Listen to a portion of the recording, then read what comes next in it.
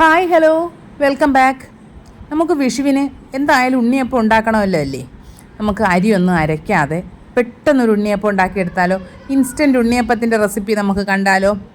അതിനായിട്ട് ആദ്യം നമുക്കൊരു പാത്രത്തിലേക്ക് 250 ml കപ്പിൽ 1 കപ്പ് പത്തിരിപ്പൊടി എടുക്കുക. പുട്ടുപൊടിയല്ല കേട്ടോ, പത്തിരിപ്പൊടിയാണേ. ഇനി ഇതിലേക്ക് 1/2 കപ്പ് ഗോതമ്പ് മാവ്, 1/2 കപ്പ് മൈദ, ഇനി ഒരു 1.5 ടേബിൾ സ്പൂൺ റവ ചേർത്ത് കൊടുക്കുക. വറുത്ത റവയാണ് ചേർക്കുന്നത്. ഇനി ഇതിലേക്ക് ഒരു 1/4 ടീസ്പൂൺ ഉപ്പ് കൂടി ചേർത്തിട്ട് നമുക്ക് നന്നായിട്ടൊന്ന് മിക്സാക്കി വയ്ക്കാം. എല്ലാം കൂടി നന്നായിട്ട് മിക്സ് ആയതിന് ശേഷം നമുക്കതിനെ ഒന്ന് മാറ്റി വയ്ക്കുക. ഇനി ഇതിലേക്ക് നമുക്ക് ശർക്കര പാനി കാച്ചിയെടുക്കാം. ഒരു 400 ഗ്രാം ശർക്കരയാണ് കേട്ടോ ഉള്ളത്. അതിനെ ചെറുതായിട്ടൊന്ന് പൊടിച്ചതിന് ശേഷം നമുക്ക് ഒരു പാത്രത്തിലേക്ക് ഇട്ട് കൊടുത്ത് 1.5 കപ്പ് വെള്ളവും ചേർത്ത് നന്നായിട്ട് ഇതൊന്ന് അലിയിച്ചെടുക്കാം. ശർക്കര ഒന്ന് അലിഞ്ഞ് കിട്ടിയാൽ മതി കേട്ടോ. അപ്പോൾ നമുക്കതിനെ ഒന്ന് നന്നായിട്ട് അരിച്ചതിന് ശേഷം ഇതിലേക്ക് ചേർത്ത് കൊടുക്കാവുന്നതാണ്. ആ ചൂടോടുകൂടി തന്നെയാണ് നമ്മളിതിലേക്ക് ആ ശർക്കരപ്പാനി ചേർക്കേണ്ടത്. ഞാനിപ്പോൾ ഇതിൽ ശർക്കരപ്പാനി ചേർത്തപ്പോൾ വിസ്ക് വെച്ചിട്ടാണ് കേട്ടോ മിക്സ് ചെയ്തത്. പക്ഷേ നിങ്ങൾ ചെയ്യുമ്പോൾ സാധാരണ ഒരു സ്പൂൺ വെച്ച് ചെയ്താൽ മതിയേ. ഇതാകുമ്പോൾ ഈ വിസ്കിനിടയിൽ നന്നായിട്ട് ഇതങ്ങ് കയറി കുടുങ്ങും. അത് പിന്നെ കട്ട ഒന്ന് ഉടച്ചെടുക്കാൻ അത്യാവശ്യം ബുദ്ധിമുട്ടാണ് കേട്ടോ. അതുകൊണ്ട് സ്പൂൺ വെച്ച് മിക്സ് ചെയ്യുന്നതായിരിക്കും ഏറ്റവും നല്ലത്. ഞാനിപ്പോൾ ഇതിൽ നന്നായിട്ട് മിക്സ് ചെയ്ത് കൊടുത്തിട്ടുണ്ട്. ശർക്കരപ്പാനി എല്ലാം എല്ലായിടത്തും ആകുന്ന രീതിയിൽ മിക്സ് ചെയ്തിട്ടുണ്ട്. ഇനി അതിലേക്ക് നമുക്കൊരു 1/4 കപ്പ് വെള്ളം കൂടി ചേർത്ത് കൊടുക്കണം കേട്ടോ. കുറേശ്ശെയായി ചേർത്ത് മിക്സ് ചെയ്ത് നോക്കുക. പൊടിക്കൊക്കെ അനുസരിച്ച് ചിലപ്പോൾ വെള്ളത്തിൻ്റെ അളവൊന്ന് വ്യത്യാസം വരും കേട്ടോ. ഇനി നമുക്കിതിലേക്ക് ഒരു 1.5 ടേബിൾ സ്പൂൺ പഞ്ചസാരയും ഒരു 4-5 ഏലക്കയും കൂടി ചേർത്ത് ഒന്ന് പൊടിച്ച് ചേർക്കാവുന്നതാണ്. ഇനി ഇതിലേക്ക് ഒരു പാളയംകോടൻ പഴമാണ് ചേർക്കുന്നത്. ഒരു പഴം തന്നെ മതി കേട്ടോ. അതിനെ നന്നായിട്ട് നമുക്കൊന്ന് അടിച്ച് ഇതിലേക്ക് ചേർത്ത് കൊടുക്കാം.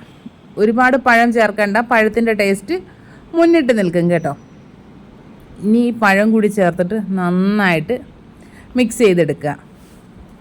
നമ്മൾ ശർക്കര ചേർത്തുണ്ടാക്കുന്ന എല്ലാ സാധനങ്ങളിലും പഞ്ചസാര കുറച്ച് ചേർക്കുന്നത് നല്ലതാണ് കേട്ടോ.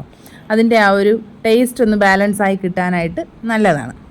ഇനി നമുക്കിതെല്ലാം കൂടി മിക്സ് ചെയ്തതിന് ശേഷം ഒന്ന് മാറ്റി വയ്ക്കുക. ഇനി നമുക്ക് കുറച്ച് തേങ്ങാക്കൊത്തൊന്ന് നെയ്യിൽ വറുത്ത് ചേർക്കാവുന്നതാണ്.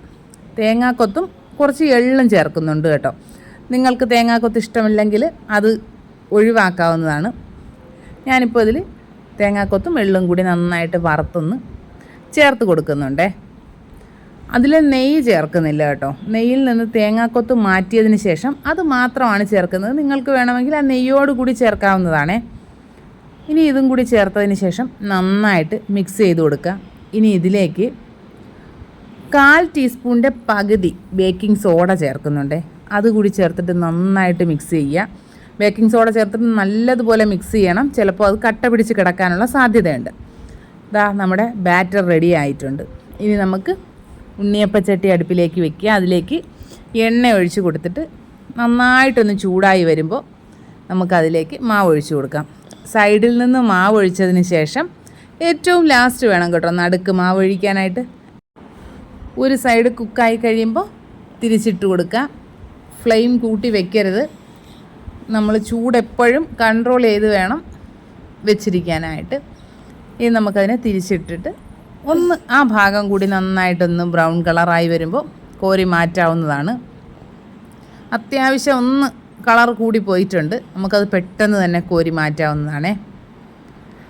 ഇനി ബാക്കിയെല്ലാം നമുക്കിതുപോലെ ചുട്ടെടുക്കാവുന്നതാണ്. എനിക്കിപ്പോൾ ഇതിൽ നിന്നൊരു 42 ചെറിയ ഉണ്ണിയപ്പം കിട്ടിയിട്ടുണ്ട് കേട്ടോ.